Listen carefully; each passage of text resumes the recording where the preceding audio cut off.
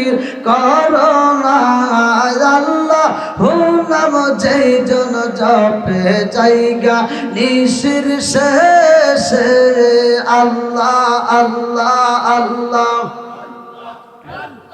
আল্লাহ আল্লাহ আল্লাহ আল্লাহ আল্লাহ আল্লাহ আল্লাহ আল্লাহ আল্লাহ একসাথে আল্লাহ আল্লাহ আল্লাহ আল্লাহ আপনি আমার জান গো নবীজি আপনি আমার জান গো নবীজি আপনি আমার জান আল্লাহ আল্লাহ